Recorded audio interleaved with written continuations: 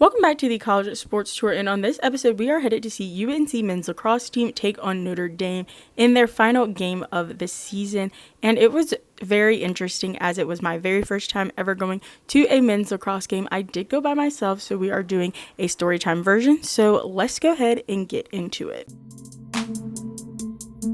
I went to this men's lacrosse game alone, which was kind of fun, minus the heat because it was so hot outside.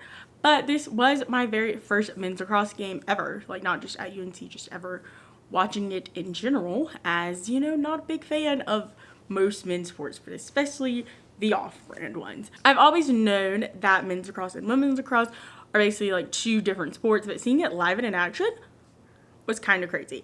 There was a lot of people there, I guess, because Notre Dame is pretty good at lacrosse, I'm assuming. Again, don't know much about the sport, but it was very crowded. I had to like circle the parking lot a few times and not have to park in the parking deck. The energy was very, I don't even know how to say it, but like it was like rough. Like, you know, like you're going to like a hockey game, you're going to like a football game. It was a very aggressive sport, which makes sense why they wear like full pads and all that jazz. But Notre Dame got out to a very quick start, which, you know, I was like, oof, it's 99.99 degrees out here, guys. We need to get it together. But, you know, Carolina rallied back pretty fast. Ended up scoring a goal, but for pretty much the whole time, it was Notre Dame's game. Like, it was all Notre Dame all the time. After going to the game, I felt like I learned more about the appeal of lacrosse, if that makes sense. I've heard a few things about the PLL, the Premier Lacrosse League. I get why it's growing. Again, there was a lot of people there, like so many people there.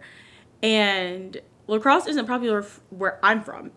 I know it's more of like a northeastern kind of sport, but I can see why people like it, especially if you think, you know, football is more dangerous, but you don't want your kid to play soccer because you think that's not interesting enough. I feel like lacrosse is a good mix between both and has that aggressive aspect as football, but a safer option, but more of a faster pace that soccer doesn't give a male sport. Like volleyball is, to me, the opposite of soccer in the like women's sport world, if that makes sense. Wish I went to a maybe more exciting one that I didn't get the opportunity to go to and I would have been able to enjoy better.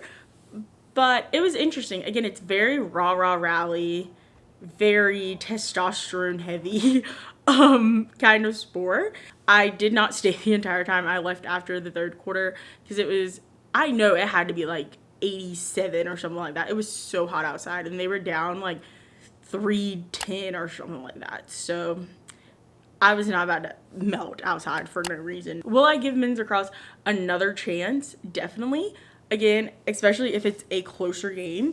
But for right now, men's lacrosse is a little lower on my list. And I would say this is, out of all the sporting events I went to in this series, this was the least exciting one. Maybe that could have been changed if I went with someone, but I don't think it was. I just generally wasn't interested in what was going on. Probably because they were losing by so much. Maybe I'll check some men's lacrosse out on the TV and maybe that can spark that energy in me. Well, that is it for this episode, and next time we'll be headed to see UNC women's lacrosse team take on Denver in the Elite Eight of this year's NCAA tournament, and it was a game to be seen. My actual very first time seeing this team live and in person, and well, it just didn't go very well in their favor. So make sure you subscribe and hit the bell to be notified every time I post a new video, which are Mondays at 11 a.m. Eastern Standard Time. And don't forget to give this video a thumbs up or a thumbs down because it's your thumb. And remember, don't be afraid to join the convo.